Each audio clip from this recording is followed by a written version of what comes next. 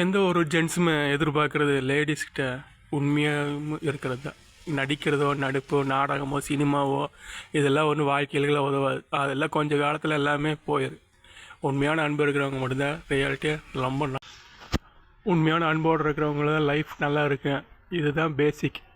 இதை புரியாமல் நீங்கள் எங்கே தான் உலகத்தில் எவ்வளோ பேர் படிச்சிருந்தாலும் சரி, எவ்வளோ பணம் வந்திருந்தாலும் சரி, உங்கள் எவ்வளோ பேர் ஆளாக இருந்தாலும் சரி, எவ்வளோ பேர் கோடீஸ்வரன் இருந்தாலும் உங்கள் வாழ்க்கை கசக்க ஆரம்பிச்சிடும். பேசிக் இதுதான். எந்த ஒரு ஆணுக்குமே பிடிக்கும்னா அன்பால் மட்டும்தான் இருக்க முடியும். அதுவும் உண்மையான அன்புல தான். போலித்தனமான காதல், காசு வர்ற காதல், போலித்தனமான சினிமா நடிப்பு இதெல்லாம் கொஞ்சம் காலம் அவ்வளோதான். அப்புறம் ஸ்டேஜுக்கு மேலே போயிட்டீங்கன்னா உங்களெல்லாம் எவனுக்கு ரொம்ப மதிக்க மாட்டான். ஒரு நாயும் கூட சீண்டாது. கேஷுவல் இதுதான் ஜென்ஸோட மைண்டு.